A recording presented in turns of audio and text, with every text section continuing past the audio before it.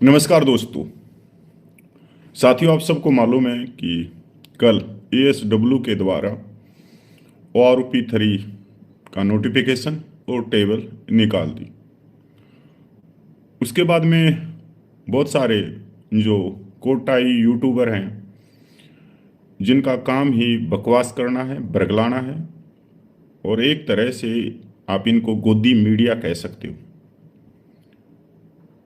यही वो लोग हैं जो आप लोगों को पिछले सालों से गुमराह करते हुए आ रहे। ORP3 के नोटिफिकेशन से पहले इन्होंने बहुत सारी खुशखबरी बल्ले बल्ले, सिपाही से हौलदार, हौलदार से ऑनरेडी कैप्टन को दिखाया कि इतनी पेंशन बढ़ोतरी हो रही। जबकि कल जो नोटिफिकेशन निकला है उसमें बिल्कुल साफ हो गया, दूध का दूध और पानी का पानी हो गया कि मोदी सरकार ने जो रिटायर्ड ऑफिसर हैं उनके को डबल ऑफर दिया। मतलब इसको हम कह सकते हैं कि मोदी सरकार ने रिटायर्ड अफसरों की बल्ले बल्ले कर दी। और ये बल्ले बल्ले किस तरह से करी, आप जब देखोगे तो आपको बड़ा दुख भी होगा कि मोदी सरकार जहां संविधान की बात करती है, समानता की बात करती है, न्याय की बात करती है, जहां वो पूर्व सैनिकों की बात करती है, जवानों की बात करती है, 1962, 65, 71 करीगल अनेकों युद्धों में अपना बलिदान देने वाले रणबांकुरों की बात करती है, तो वीर नारियों की बात करती है, वीरगनाओं की बात करती है। पर जब इनके सम्मान की बात आती है तो मोदी सरकार क्या करती है, ये सब के आगे किस तरह से इनके साथ में दोगला व्यवहार करती है, ये भी आप लोगों के सामने। और किस तरह से एक वर्ग को, जिसकी पेंशन बढ़ोतरी में देश के खजाने से लाखों रुपये लुटाने का काम कर रही है, वो भी आप लोगों के सामने। बहुत ही दुख हुआ कल का नोटिफिकेशन देख के कि ORP1, ORP2 में जो विसंगतियां थी,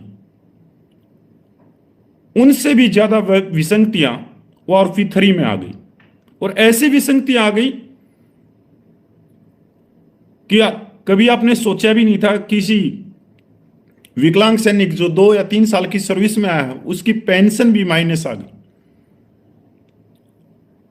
जो वीर नारियां हैं जिनके सुहाग ने देश की रक्षा करते हुए सर्वोच्च बलिदान दिया है, उन वीर नारियों को 125 रुपये पेंशन बढ़ोतरी, बड़ा ही दुर्भाग्य की बात है। और ये जो कुछ हुआ है, ये हुआ है गोदी यूट्यूबरों की वजह से, क्योंकि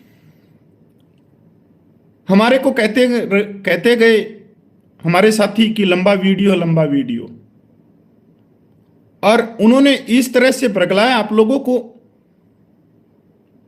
कि आपकी आंखों के सामने उन्होंने पट्टी बांध दी।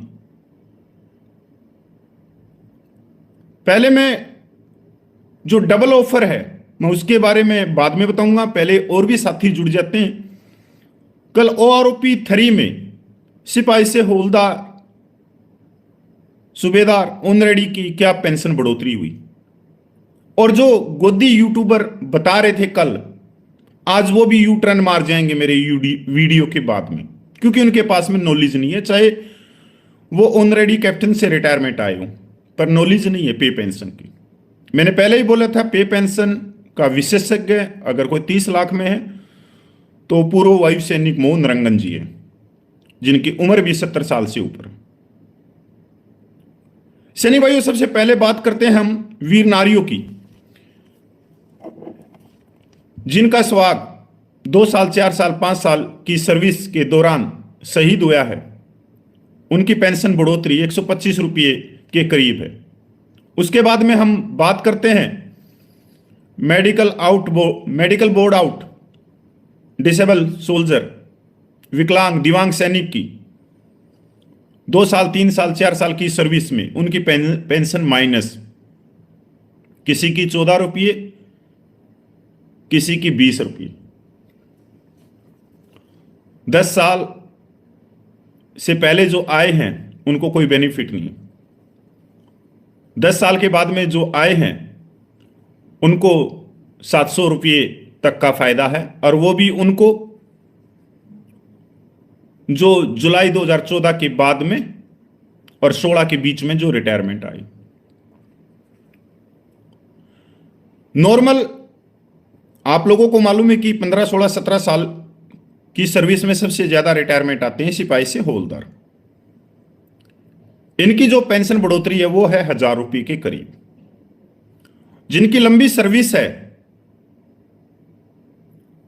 22 साल 24 साल, उनकी जो पेंशन बढ़ोतरी है 2000 रुपये के करीब।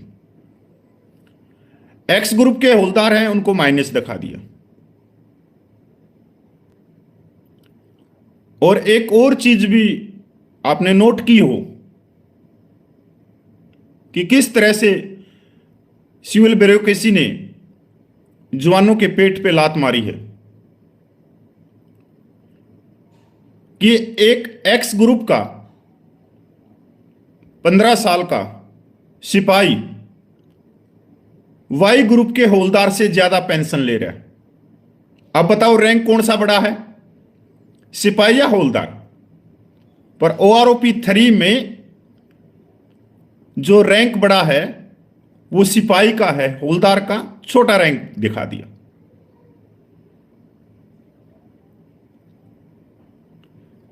हम अगर सूबेदार की बात करें, जो 2016 से पहले रिटायरमेंट आए हैं उनकी कोई ज़्यादा बढ़ोतरी नहीं है, कोई भी बढ़ोतरी ही नहीं है, वो पहले से ही ज़्यादा ले रहे थे। और 2016 के बाद में जो रिटायरमेंट आए हैं जिनकी 27,000 पेंशन थी, उसके बाद में OROP 2 में 29,000 की गई और अब उनकी जो पेंशन है वो 31,000 के करीब की गई। तो उन्हीं को 1000 रुपये से ज़्यादा का फायदा। सूबेदार मेजर को 1000 रुपये का फायदा है। ऑनरेडी लेफ्टिनेंट कैप्टन की पेंशन सेम कर दी और 4,500 रुपये का सीधा सीधा फायदा। अब आप अपनी उंगली दांतों के नीचे दबाने के लिए तैयार हो जाओ, जो झटका लगने वाला है आप लोगों को कि किस तरह से पिछले दरवाजे से मेजर जनरल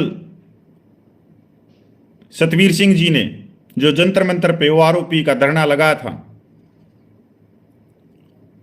और फर्स्ट OROP में कोश्यारी कमेटी को पीछे धकेलते हुए और जबरदस्त फायदा रिटायर्ड अफसरों को करवाया और जवानों को उलझा के रखा न्यायालय में।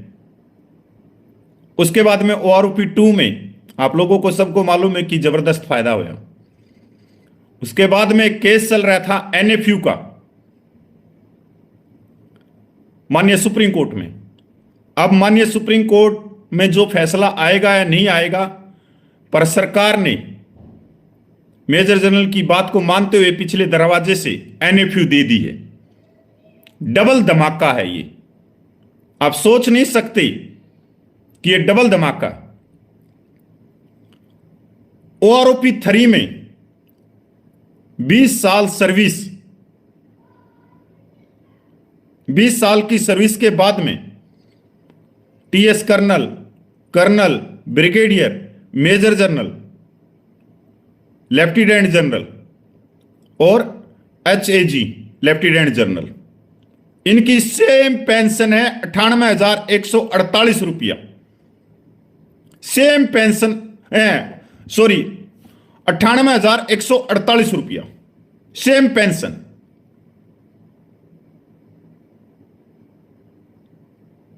है ना? अब आगे और भी आपको झटका लगने वाला है। इस झटके के लिए भी अपने आप को तैयार रखो। 33 साल अबव ब्रिगेडियर 1,16,550 रुपये, मेजर जनरल 1,16,550 रुपया, लेफ्टिनेंट जनरल 1,16,550 रुपया, लेफ्टिनेंट जनरल HAG 1,16,550 रुपया, आर्मी कमांडर 1,16,550 रुपया, vice chief of the army staff 1,16,550 रुपया और चीफ ऑफ आर्मी स्टाफ उनकी पेंशन अलग से लागू होती है 1,25,000, वो अलग, क्योंकि वो जो सिविल सेक्रेटरी हैं, पुलिस के DIG हैं, ये मतलब जो बड़े रैंक के जो देश को चलाते हैं उनका अलग होता है, पे कमीशन में पहले ही निर्धारित हो जाता है। ब्रिगेडियर से लेके vice chief of the army staff की एक पेंशन है 1,16,550 रुपया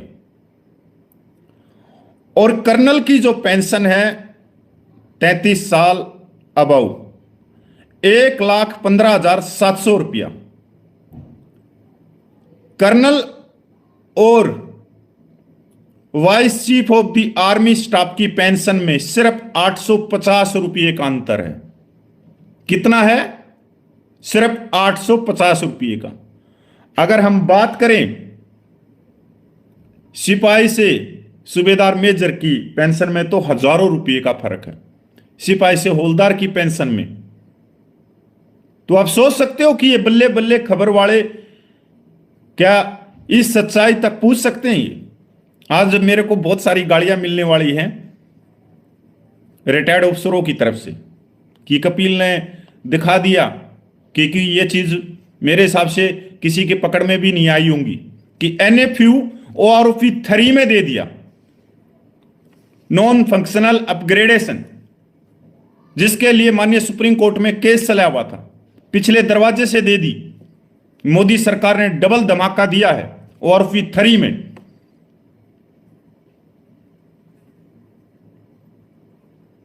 वीर नारियों को, दिव्यांग सैनिकों को, पूर्व सैनिकों को, सिपाही से हवलदार, सूबेदार मेजर को झुंझुना पकड़ा दिया। बहुत सारे रैंक की पेंशन माइनस दिखा दी। पहले तो सूबेदार की पेंशन ORP 2 में माइनस दिखाई थी, अब की बार तो सिपाही और हवलदार तक पेंशन माइनस दिखा दी एक्स ग्रुप की। कितना बड़ा झटका दिया मोदी सरकार ने 30 लाख पूर्व सैनिकों को। और मैंने पहले बोला था कि ORP 2 में सूबेदार की पेंशन माइनस दिखाई तो अगली बार सिपाही से हवलदार की पेंशन माइनस आएगी। ये मेरे वीडियो हैं, आप जाके देख लो। पर वहीं पर जो बल्ले बल्ले जो कोट टाई वाले आते थे वो रोज बल्ले बल्ले खुशखबरी दे के जाते थे। अगर ये सारे भाई मेरी तरह ही आवाज उठाने लग जाते तो आज सरकार इस टेबल को निकालते वक्त 1000 बार सोचती, क्योंकि अगर हम सारे भाई मिलकर आवाज उठाते तो हमारी आवाज करोड़ों अरबों व्यक्तियों में जाती, सरकार तक जाती, प्रधानमंत्री के कान तक जाती, रक्षा मंत्री के कान तक जाती, सिविल ब्यूरोक्रेसी के कान तक जाती। पर इन भाइयों ने 30 लाख पूर्व सैनिकों का साथ नहीं दिया। अब मैं अकेला क्या कर सकता हूं? मोहन रंगन अकेला क्या कर सकता है? यह डबल धमाका दे दिया NFU का। अगर कर्नल से लेके vice chief of army staff तक की पेंशन एक समान हो सकती है तो सिपाही से लेके सूबेदार मेजर की एक समान पेंशन क्यों नहीं हो सकती? यह क्वेश्चन मार्क लगता है। और जो आज NFU दी है भारत सरकार ने ORP 3 में, इससे कोई प्रमोशन नहीं चाहेगा। TS कर्नल के बाद में कोई ऊपर प्रमोशन नहीं चाहेगा, क्योंकि सबको मालूम है वो अपना काम ईमानदारी से नहीं करेगा, क्योंकि उसका वेतन तो सेम रहेगा, सेम पेंशन मिलेगी। इससे भ्रष्टाचार बढ़ेगा, सेनाओं में बड़े लेवल पे बढ़ेगा,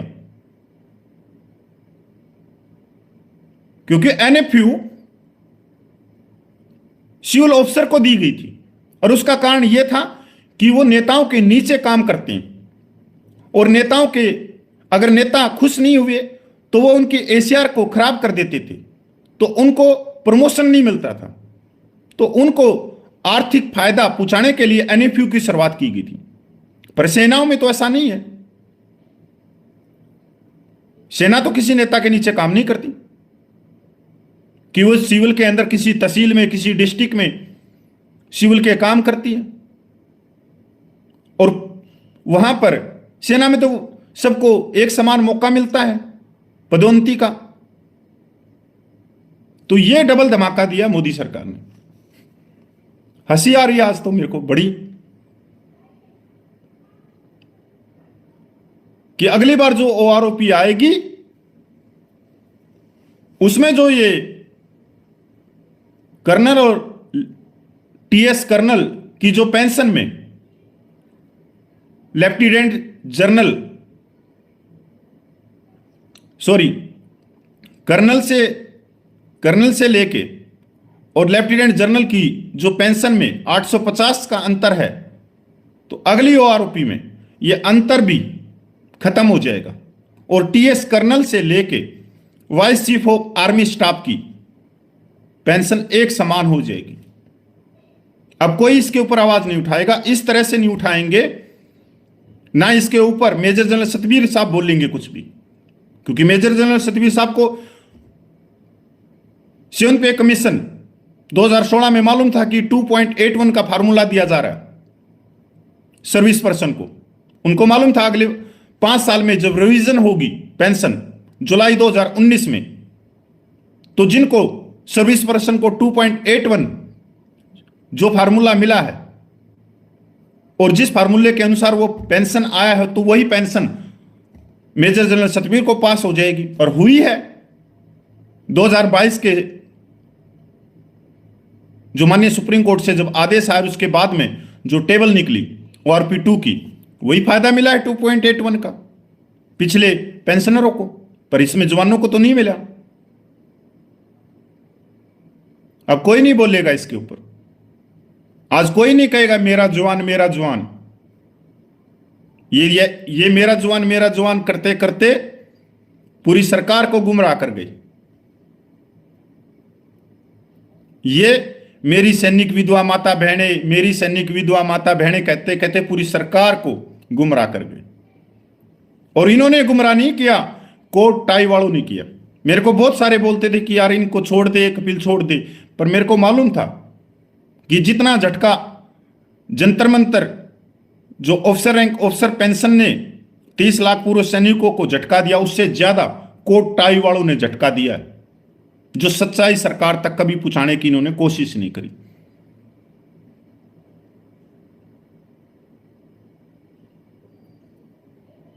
पता नहीं, हम तो फिर भी 30 लाख सैनिकों की बात करते हैं, क्या हम आप लोगों की बात नहीं करते? आपके मान और सम्मान की बात नहीं करते? समानता की बात नहीं करते? तो क्या ये कहने की जरूरत है कि हमारे वीडियो को दूसरे ग्रुप में शेयर करो, हमारे वीडियो को ज्यादा ज्यादा शेयर करो? अरे भाई, जब हमारे होठों से आपके समानता, आपके सम्मान के शब्द निकल रहे हैं, तो आपकी नैतिक कर्तव्य होता है कि आप हमारे शब्दों को एक दूसरी जगह शेयर करें, जिससे वो सरकार के पास में जाए, हमारे को मजबूत करे, हमारी आवाज को मजबूत करे। हमारी आवाज में ही समानता है, आत्मसम्मान है, स्वाभिमान है, नैतिकता है, पर किसी को कोई मतलब नहीं है। वो एक कहावत कहते हैं ना,